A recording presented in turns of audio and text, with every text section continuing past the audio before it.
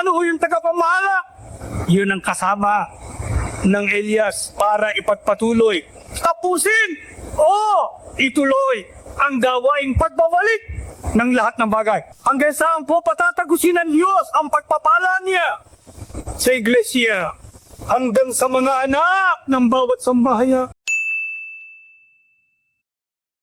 Magandang araw po sa inyong lahat. Sir JR po ng Usap-Usap University. Mga ka-youthie, welcome back. Tuloy na naman po kayo dito po sa ating regular show. Para po sa mga baguhan ng ating pong ginagawa dito sa Youth3, tayo po ay nanonood ng mga religious videos, preaching, sermons, homily, debate at iba pa. And for this episode, of course, ito po ay still part ng mga request po ninyo galing po sa Facebook. This is from a member of Iglesia ni Cristo. At ito nga po ay preaching ni Ka-Erdy Manalo, Eranio Manalo, na syempre po dati pong tagapangasiwa ng Iglesia ni Cristo at siya po ay pumanaw na, pero yung kumbaga kumalilis sa kanya ay ang kanyang anak kung hindi po ako nagkakamali, ano. So ito po isang classic po na recording. We don't have any idea kung ano po yung topic na ito, but at least what I know, it's related with Elias. So yan po ang topic natin sa ngayon. Sa akin po ang background sa pag-aanalisa, sa paghimay ng mga napapanood natin, ako po ay dating university debater mula po sa MSU IIT sa loob po ng 3 taon. Ako rin po ay nakapagdebate sa ABS-CBN News Channel, member ng isang international public speaking organization, at representante ng Pilipinas, isang komperensya na inorganisa ng Harvard University sa Amerika. Mga ka-youthie, alam niyo naman po siguro yan, hindi po ako member ng INC. Isa lamang po ang hamak na video reactor. So sana po ay huwag kayong magtaka kung maaring I may sound like I am agreeing or disagreeing with what I am hearing. One thing I can guarantee you, wala po tayong religious agenda dito sa Youthie. Wala po tayong sinasabi na ang isang reliyon ay huwag niyong kaaniban or kaaniban ninyo. We're just giving our honest, fair, and genuine lamang po na reaction as we are watching the video for the first time. So, everything now is ready. Let us watch this video together. Sabayan niyo po ako. Let's go. Sapagkat ikaw ang siyang naibig ng Diyos para ibalik niya sa dating tahanan. Sinabi ho ba ng Diyos kung sino ang magsasagawa para mabalik sa dating tahanan o sa tunay na iglesia? Pakinggan ninyo, pati yun, nakasulat sa Dikya. Mateo 17:10 hanggang 11. Bakit po sinasabi ng mga eskriba? Ang ating po Panginoong Jesucristo nagsasalita, no?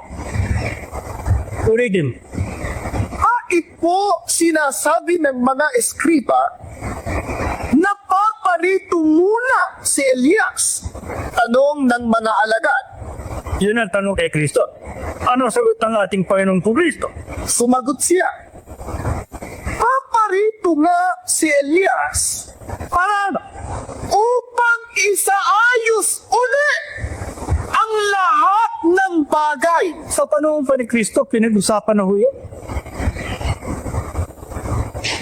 Yung mga eskriba, yun yung mga panta sa kautusan ng mga audio. Kinanong ang ating Panginoong Jesucristo. At ang sabi, bakit mo sinabing paparito si Elias? Alam man nyo yung Elias na sinasabi, yung original na Elias, propeta ho yun sa panahon ng Israel. Matagal na. Panahon ng hari si Ahab, nasalpaing hari. Patawarin na po, kiirahi kasi. Salpaing mo talaga. Okay. Dahil lang yung nag-asawa sa isang babaeng pagana. At yung babaeng yon na pagana, na reyna, ay ang sinasampa ay ang Diyos-Diyosan si Baal. Kaya anong lalong sama?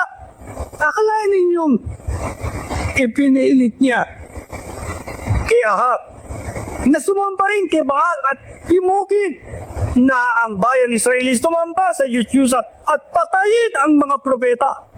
Sino ang nag-iisang nanindiga? Si Elias. At hinikayat niya na ang bayan ay magpariklot sa Panginoon Diyos. Alam niyo yung nangyari kay Elias na propeta? Napong tawagin ni Elias Tispita sapagkat siya ay taga-Tispi. Hindi ho namatay yun. Paano ho nawala yun sa mundo? Ay inagaw at iniyak-yak ng isang karo kapoy papunta sa langit. Kaya kung mayroong tao, tangi sa ating Panginoong Jesucristo na nasa langit, tangi pa kay Eno na patriarka ay si Elias. Bakit ho kinuha ko ay? Sapagkat sa panahon, isusugo ulit si Elias sa iba namang katauhan. Kaya itinanong ng mga eskriba sa ating Panginoong Jesucristo, sabi mo, paparito si Elia. Ano ang sagot ng ating Panginoong Jesucristo? Paparito nga si Elias para isaayos ang lahat ng bagay. Ano po ibig sabihin ng isaayos? Sa ibang termino, sa ano katumbas niya sa Ingles?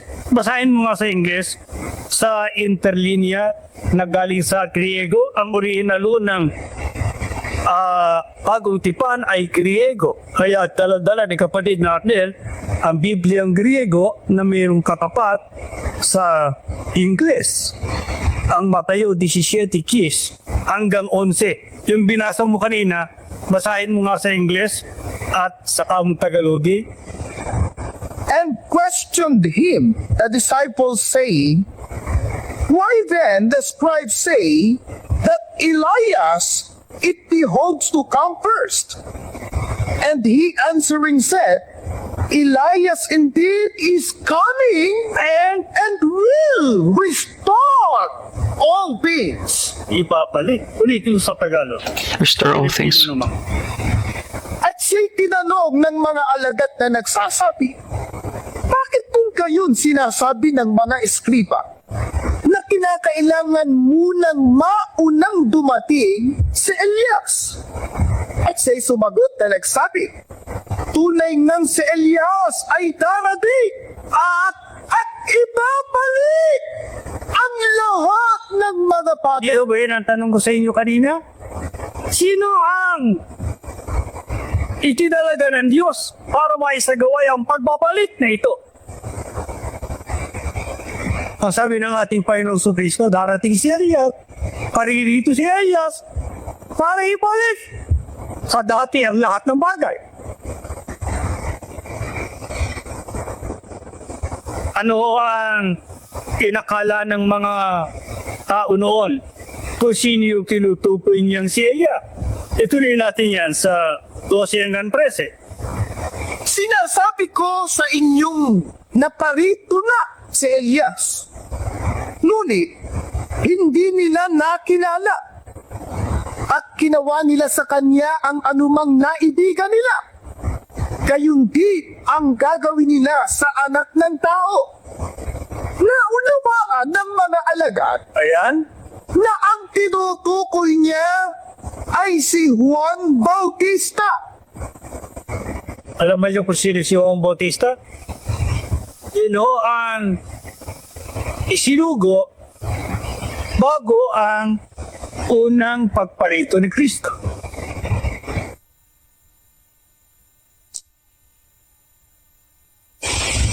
Yun ang naghanda ng daan para sa pagsusubo ng Diyos sa lupa sa ating Panginoong Jesucristo. Bakit siya tinawag na Elia? Sapagkat ang trabaho niya ay pagpapabalik loob. Pero kung napansin ninyo ang talata, yung binasa mo kanina kapatid na Arnel sa New Philippine Version, sa pahina o sa Mateo 17, 10 hanggang 11, sa kabuhi tuloy, meron ako ipapapadso sa mga kapatid. Bakit po sinasabi ng mga eskriba na paparito muna si Elias? Tanong ng mga alagad. Pakinggan niyo sabi ni Kristo. Sumagot siya, paparito nga si Elias. Hindi pa dumarako. Pero doon sa 13, o 12 mo na, Sinasabi ko sa inyong naparito na si Elias. merong Elias na hinuhulaan si Kristo noong panahon niya na darating pa lang. Pero meron ng Elias sa panahon niya na nauna pa sa kanya.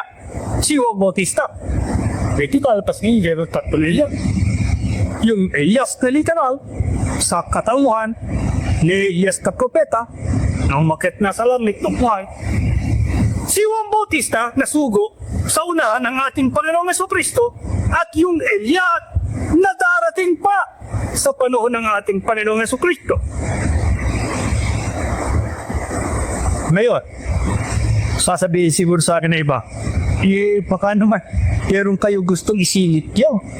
Kaya ipinipilit ninyong tatlo ang Elias. Pero talaga talagang si Juan Bautista lamang niya na Elias na sinasabi ng ating Panginoong Jesucristo. Bueno, mga kapatid, marami ho namang nag-aral ng Biblia. Sa kanila ba yung sinabi ni Kristong Elias na darating? Si Juan Bautista. Pakinggan natin, pasahin mo muna ako. The Interpreter's Bible, a commentary in 12 volumes. Sa pahina 460 po. Hindi niyo, mga kapatid, pato kanino naman kayo. Ipagpalagay ng naparito si Juan bilang Elias. Yan po ang sagot. Tinatanggap niya na si Juan Bautista ay talagang Elias sa espiritu at kapangyarihan. Kaparito na. Pero ito tanong niya, Namamalagi ang isa pang tanong. ano yun? Bakit hindi ipinalik ni Elias ang lahat ng bagay? Alin yun? Alinsunod sa pangako? Bakit hindi tumating ang ginintuang panahon? Kita niyo? Kung si Juan Bautista yung Elias na parito para magsauli at magbalik ng lahat ng bagay, bakit hindi ginawa ni Juan Bautista? Yan ang tanong ng mga nag-aaral ng Biblia. Kaya ano sabi niya? Ang kontrobersya tungkol kay Elias ay waring matagal na sa atin. Hindi na matapos-tapo. Ngayon, mga kapatid, ay isang ebidensya lang niya. Gusto ko lang ihanda ang isip nyo na iba yung Elias na magsosori ng lahat ng bagay. Iba yung Elias na magpabalik ng lahat ng bagay. Ano pa katunayan hindi si Juan Bautista yon? So I think medyo maliwanag naman, pero just a little bit of recap. Nandito pinipresenta ni Kairanyo Manalo, kumbaga yung groundwork in saying that the third Elias would be Felix Manalo. And I always notice, of course, ito pong idea ng third Elias in the power of spirit of Prophet Elias. But I have to ask mga kayuthi, supposing that indeed the third Elias would be Felix Manalo, can we objectively say that what he has accomplished are those things that were expected for Elias to have accomplished? So dito kasi, ang sinasabi is hindi nagawa ni John the Baptist yung mga sinasabing pagbabalik loob and other things that were expected that should have been done by the second Elias. Another point of question here is in Jesus's statement that Elias will come and Elias has come. So open po yun for interpretation, pero kung titingnan natin, hindi po ba na para ano yun theological expectation yung sinabi ni Jesus Christ and then corrects it and then says that Elias has already come. Kasi ang next question dyan is, like Elijah, what were those things that Felix Manalo has accomplished? Was there a mention in the Bible, for example, that if there is a third Elijah, he will be from the Philippines and establishing a particular organization, that he will be establishing a church? And also, gusto ko din po malaman, and I think it will be discussed here naman po, ano po yung idea ng pambabalik loob? Ano po yung idea ng restoration of the kingdom? And I know this could be like a technical discussion, and hopefully habang gumugulong pa itong preaching ni Kairanyo Manalo, I will also understand ano po yung idea ng pag-restore ng Israel, ano po yung nagawa ni Felix Manalo in preparing Israel for the coming of Christ. Kasi kung di po ako nagkakamala, isa din po yun sa mga tinitingnan as to the idea of what Elijah could have done. Pasahin mo pa yung diferensya niya. Insight on the Scriptures. Sa pahina 713 ko. Tapos yung one, ano? Ako. Pagkamatay ni Juan, Ano nangyari kay ba? pagkamatay ni Juan, Tapos na si Juan. Si Juan ko kaya. Hindi sinabing nung wala pa si Juan. pagkamatay ni Juan, Wala po ka bang katay nito? opo sir, Kaya mas pa din kapawit pa. Sige. pagkamatay ni Juan, nakita sa isang panitain si Elias kasama si Moises sa panahon ng pagpapagong anyo ni Jesus. Ano raw ang kahulugan no? Ipinakikilalang mayroon pang mangyayari na tulad ng isinasagisa ng gawaing ginawa ni Elias. Patay na si Juan. Patay na yung ikalawang Elias. Pero merong nangyari na pagbabagong anyo ng ating Panginoong Jesucristo kasama si Moises at saka si Elias na alisunod sa binasa ang kahulugan noon, meron pa na mangyayari na sumasagisag din sa gawaing ginawa ni Elia. Meron talagang ikatuloy.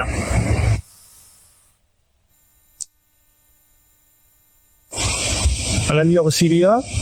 Kailan darating yon? O kailan dumating yon? Arisulod sa hula ng Biblia? Basahin na natin sa Malakias 4:5 hanggang 6. Pakinggan nyo.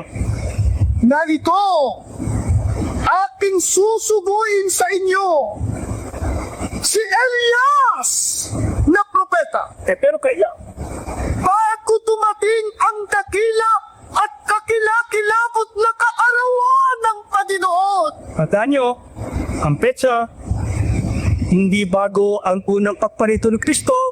Si Juan Bautista yun. Hindi sa panahon ng mga propeta. Si Justice Pita yun. Narinig ba nyo kung kailan ito? Kailan daw?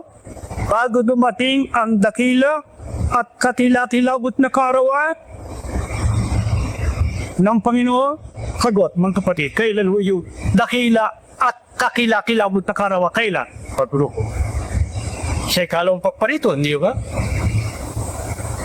Pa ito. Ano ang gagawin niya pagdating niya? 6. At kanyang papagpapaliking loob ang puso ng mga ama sa mga anak at ang puso ng mga anak sa kanilang mga magulang. Ulit. At kanyang papagpapalaking loob. Dede, wala yung basa. Napipilipit ka ba din na rin, Mari? Hindi ka siguro nakapagkawigsal din yan. Ang tinong ka masisisi dahil napakataon nila rito. Para di ayos tuloy ka.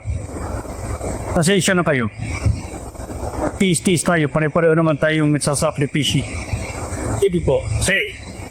At kanyang papagpapaliking loob. Di ba pagpapalik at trabaho?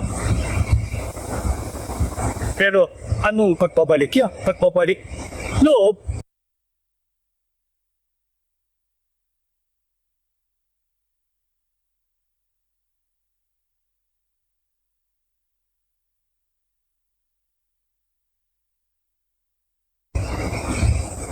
Kung pagpapaliking loob ang puso ng mga ama sa mga anak at ang puso ng mga anak sa kanilang mga magulang. Alam niyo itong iglesia ito kung tawagin ni anak. Anak na babae ng Sion. Ang Sion, iglesia ni Kristo, binasa na. Yung unang iglesia, natalikod. Pero hindi pumayag ang Diyos, naganap na mawala. Nagtira siya ng binhi na kung tawagin ni anak na babae ng Sion. Iglesia rin. Sion din. Jerusalem din. Pero ano ang gagawin dito sa mga miyembro nito? Ibabalik tayo sa original na iglesia. Sino ang magsasagawa? Yung susuburin ng Diyos na kung tawagin ni Elias na propeta bago dumating ang araw ng paghuko. Itanong natin sa mga apostol, meron nga bang ganyan? Meron nga ba ang gawain at papabalik bago dumating ang ikalawang pagparito ni Kristo? Sa gawa 3:20 hanggang 21. At upang kanyang sugui ang Kristo na itinakda para sa inyo. Sa makadrit ay si Jesus. Pakinggan nyo at makatatawag pansin ito ang babasahin. Dapat una siyang manatili sa langit. Si Kristo ho yun. Saan naras Kristo ngayon mga kapatid? Sa laki. Bakit siya narupa? At hindi pa siya bumalik. Ulit. Dapat una siyang manatili sa langit hanggang sa dumating ang panahong ipapalit ng Diyos ang lahat ng bagay. Gaya ng kanyang malaon ng ipinangako sa pamamagitan ng mga banal na propeta. Kaya pala naantala pagpapalik ni Kristo. Dahil hindi pa tapos ang pagpabalik na itinakda ng Diyos para sa lahat ng bagay na isasagawa ng kanyang sugong leader na ang spirito at kapangyarihan ay ang spirito at kapangyarihan ni Elias na propeta na tagapagpabalik loob.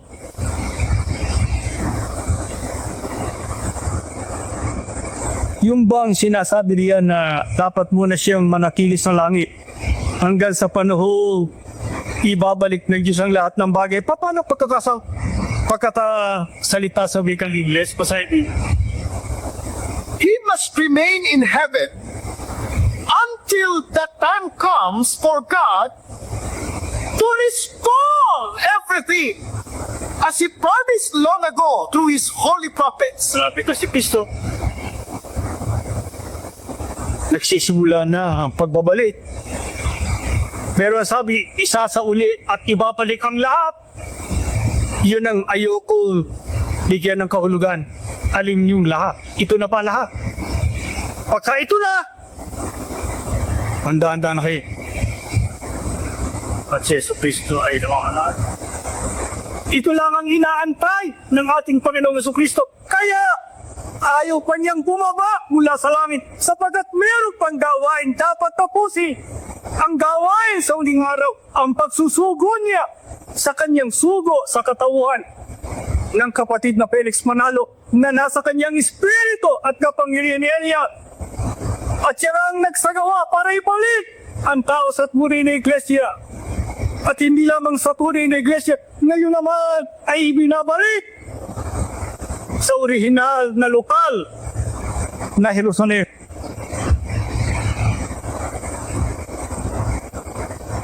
Meron na siguro problema rito. Siguro sasabihin nyo, itong si Elia ay ang kapatid na Felix Manalo. Paano ngayon?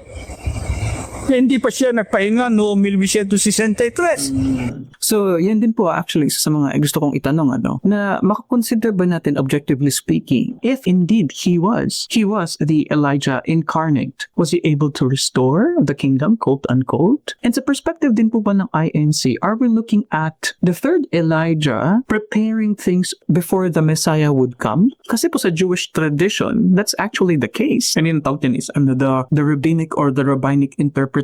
Or ang perspective po ng INC is ang New Israel, ang nabagong bayan ng Diyos. This is ang Iglesia ni Cristo. So He prepared it. Hence, the Messiah would come anytime. Ganun po ba yung perspective dito? So these are still the looming questions that I have. So hopefully this could be answered more as we continue the video. Hindi niya naisaulirin ang lahat ng bagay.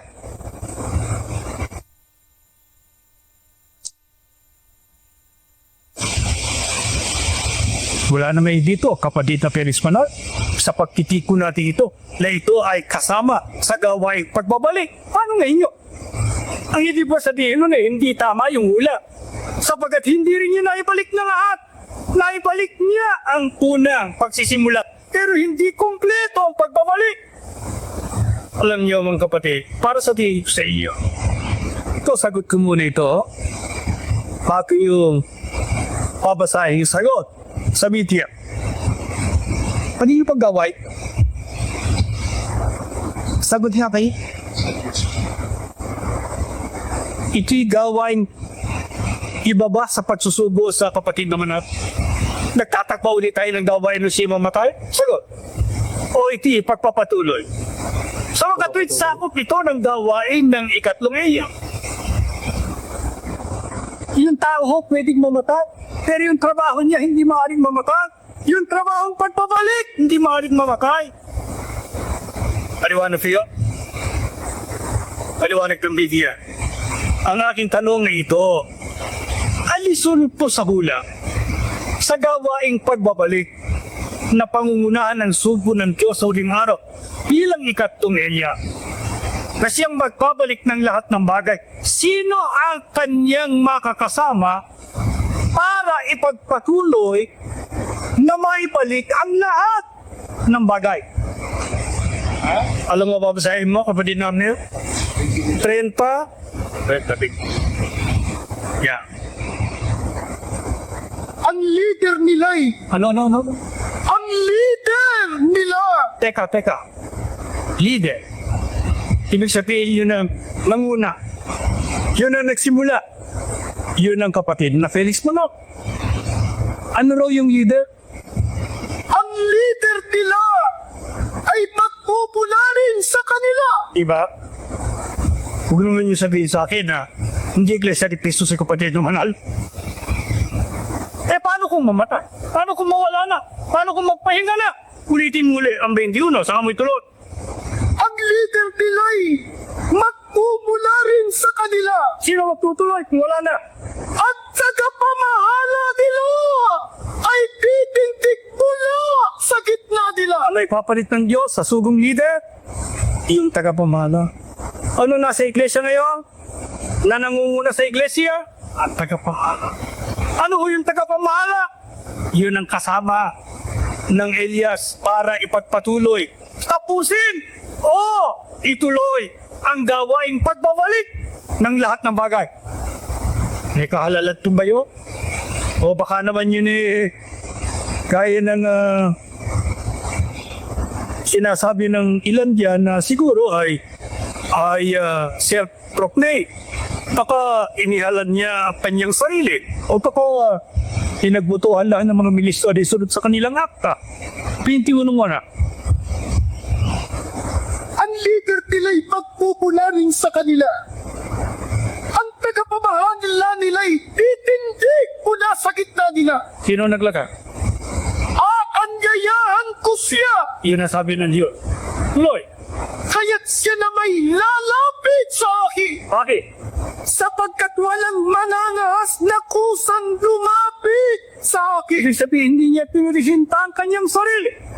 Ang Diyos ang tumawat. Katumbas ng aanyayaan ko siya para siya lumapit sa akin. Sa mga trade, nagpapatuloy po ang kahalala. Hindi nawala, hindi nalibing kasama ng sugo. Ang katawan ng sugo ang nalibing. Ang kaluluwa niya ang namatay. Ngunit ang trabaho niya, ang gawain niya, ang spirito at kapangyarihan niya ay nasalit sa tagapamahala na inihalal din ng Panginoon Diyos para ipagpatuloy ang gawaing pagpabalik sa dating tahan. Kaya itong gawaing ito, mula sa Pilipinas, hanggang sa kanluran, hanggang dito sa inyo, anong gawain ito? Ang kapatid, Kilos, Kaya nga, sila'y magiging aking bayan. At ako ang magiging kanilang Diyos. Ito ang sabi ng Panginoon. ala sabi ng Diyos, ano raw po ang gawain ng sugo at ng tagapamahala ng iglesia? Ang sabi ng Diyos, sila ang kanyang bunga ay aking bayan.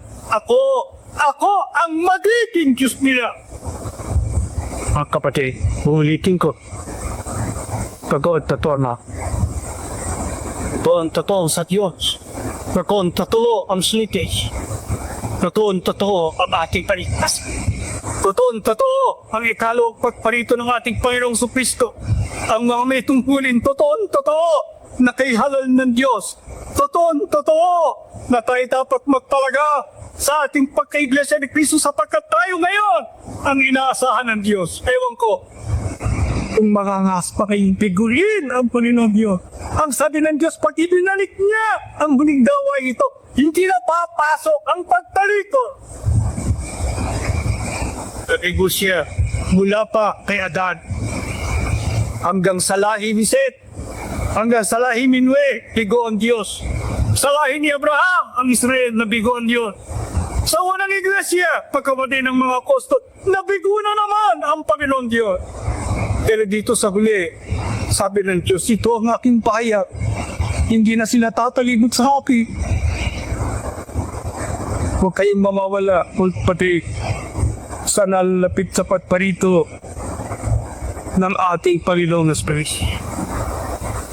Alam niyo yung pangako ng Diyos, parang iglesia tiwag ng matalikod. Ano ipinangako ng Diyos? Napakasabka ng pangako ng Diyos. Sana tumagos sa lahat ng nakikinig sa ating ngayon at sa buong iglesia. 17 hanggang 20. Ngunit panunumbalikin ko ang dating kalusugan mo at pagagalingin ang iyong mga sugat. Pahayag ng Panginoon. Pagkat tinawag kayong itinakwil, siyon na walang nagmakalasakit. Ito ang sinasabi ng Panginoon. Pakinggan nyo. Ibabalik ko ang dating kapalaran at mga tol na di ako Ano ka? at lulukupan ng pagmamahal ang kanyang mga tira. Di kayo mahal ng Diyos. Wala kayo dito ngayon. Tuloy natin. Ang lungsod na kuho ay muling itatayo. Umaksak ang unang iglesia ay kinayuli ng Diyos.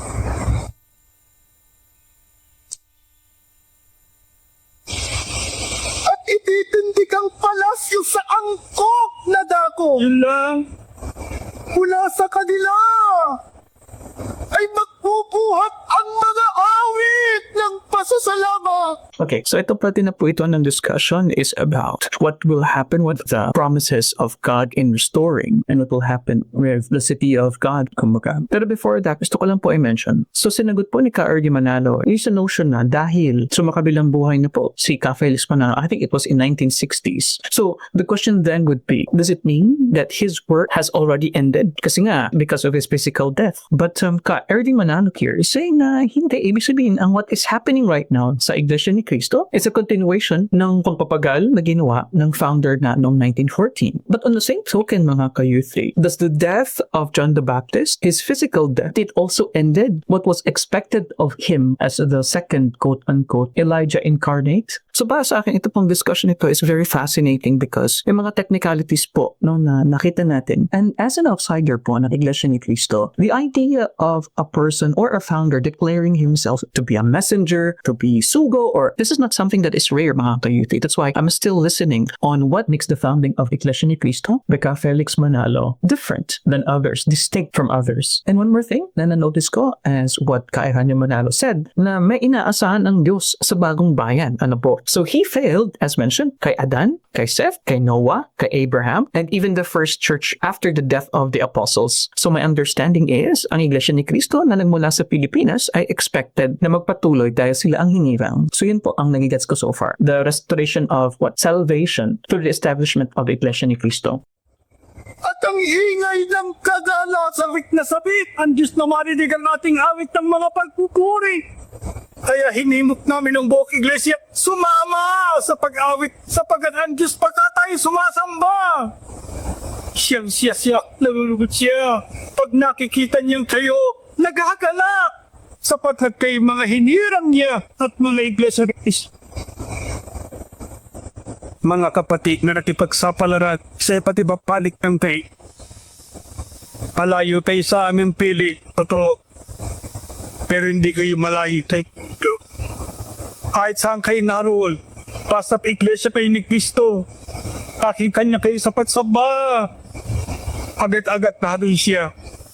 Gusto niya ipadama sa inyo. Mahal niya kayo. Hindi niya kayo pababayaan. Lulububan niya kayo ng kanyang pag-ibig. Anong laking kapalaran ng ating tinamu sa Diyos? Ano sabi ng Diyos? Ano gagawin niya sa iglesia ito? Tuloy mo. kararahin ko Uli.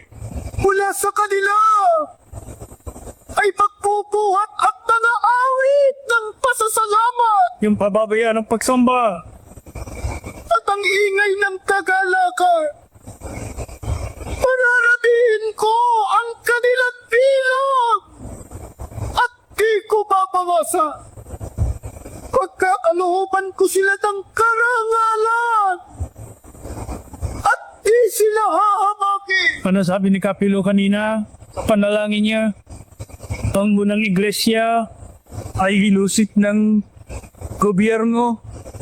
Kamantalat tayo naman ay kinilala ng gobyerno at narehistro. Kaya ang sabi ng Diyos, pagkakalooban ko sila ng karangalan, hindi na sila hahamakin. Nung muna sinusut-sut-sut ang mga kapatid at lugo, pinagbuluran, pinagsotoran ng pintana, hinahama. Ito naman sinasabi tayo, napakadakila kayo.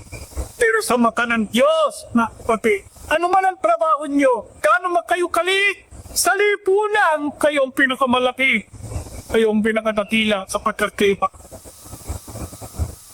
Alam ba niyo kung hanggang saan patataksin ng Diyos ang kanyang pangakong ito?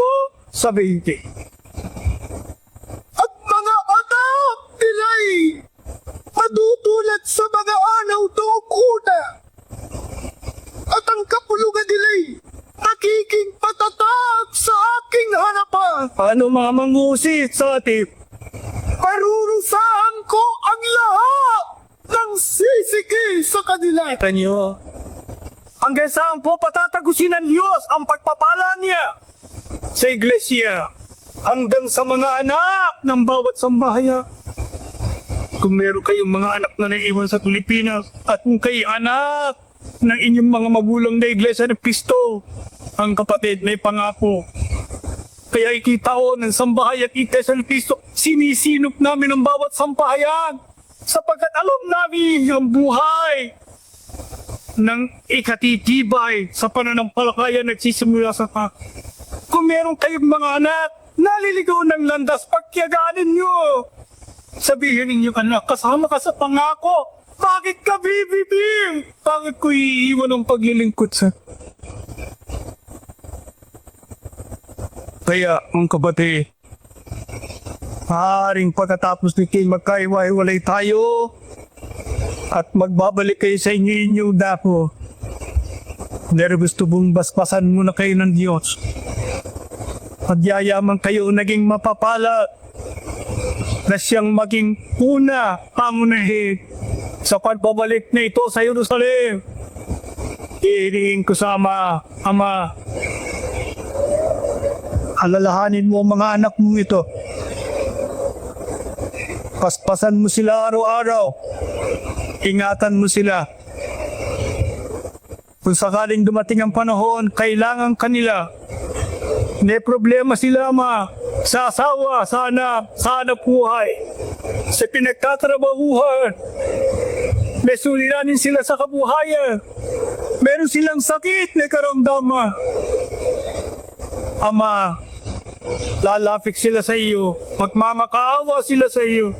Alalahanin mo ang sandaling ito. Nalangako ka sa amin na kami lulukuban mo na iyong pagmamahal at hindi mo kami pababayan. At palay kayo lahat ng Diyos. Tumayo kayo, tayo po'y mananalangin. Ama, maraming salamat. Wala kaming kabuluhan, pero napakahalaga ng ginawa mo sa aming buhay. Nangangako kami sa iyo, hindi na kami tatalikod. Hindi kami aalis sa iglesia. Hindi kami magtataksil sa aming mga tungkulin. Idamay mo ang mga mahal sa buhay. Wala rito ang iba. Nasa Pilipinas, ang iba'y malayo sa kanilang piling. Pagsamasamahin mo, pagdating ng dakilang araw, naisusugo mo na si Jesus. Alam naming malapit na siyang dumating. Isinasayos ko na lahat ng bagay. Huwag mo kaming iiwan. Sasama kami sa Kanya. Mamamatay kami sa loob ng iyong banal na iglesia. Basbasan mo ang lokal na ito ng Jerusalem. Basbasan mo ang Tel Aviv. Basbasan mo ang mga kapatid sa bansang ito. Ama, paramihin mo sila. Gaya ng pangako mo, pasiklihin mo sila. Patibayin mo sila. At higit sa lahat, huwag mo silang papapayahin. Jesus, halika sa aming piling. Lapitan mo ang mga hinirang mo. Magpagaling ka sa mga may sakit. Sa bisa ng makapangyarihan mong pangalan. Gumawa ka ng mga himala sa kanilang buhay at sa buhay ng kanilang mga kaanak. Ama, patawad sa lahat ng kasalatan. Hindi ka namin gustong labanan. Ang ibang mga may tungkulin nagkukulang. Maawa ka sa kanila. Paspasan mo mga ministrong narito. Paspasan mo po ang iglesia. Paspasan mo lahat ng gawain. Patawad, Ama, sa ngalan ni Jesus na aming tagapagligtas.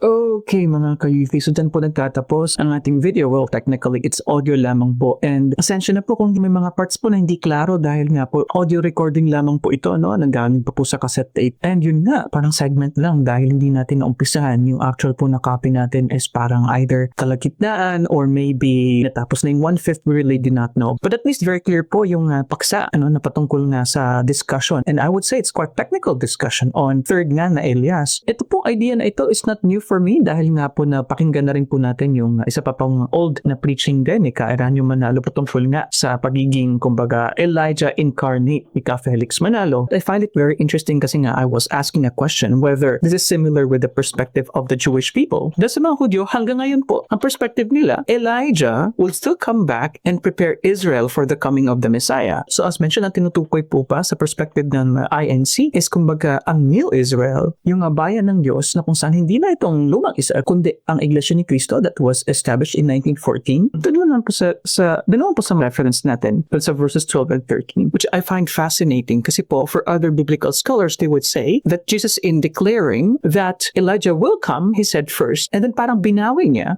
in saying that Elijah has already come. For others po kasi ang perspective niyan, sa theology, I think ang tawag dyan is theological expectation, kumbaga. So sinabi yung theological expectation that Elijah will come and then correcting it by saying that Elijah has already come. And at least for most biblical scholars, they perceive this as already John the Baptist with the spirit and power of Elijah. Kaya nga po I was asking, when John died physically, does it also mean that yung kanyang pinagpagalan, ang kanyang ginawa na effort has already ended with his physical life? Di ba pa pwede ma-interpret yun na gumugulong din hanggang sa ngayon, sa modernong panahon, ang purpose niya bilang kumbaga Elijah incarnate? Kasi po sa preaching ni Ka Erdi, that's also what he said, right? The death of Ka Felix Manalo was not the end. Gumugulong pa rin hanggang ngayon. So my understanding is, yung ginawang effort in founding the Church Iglesia ni Cristo, kumbaga spilled over to Ka Erdi Manalo, towards now, kay Ka Eduardo Manalo, mga ka-youthly. So sa mga ka-youthly po natin na members ng Iglesia ni Cristo, please let us understand what you guys think about this preaching of Ka Erdi Manalo para po maluwanagan din po ang iba pa nating mga viewers. But anyway, mga ka-youthly, you already know, if you like these kinds of contents, please watch that video over there, this INC playlist over here. And kung hindi ka pa subscribe, you can click subscribe for more para po ma-update po kayo in real time kapag kami po ay nag-post ng bagong videos dito. Thank you so much for watching. I'll see you guys next time. Peace. Bye-bye.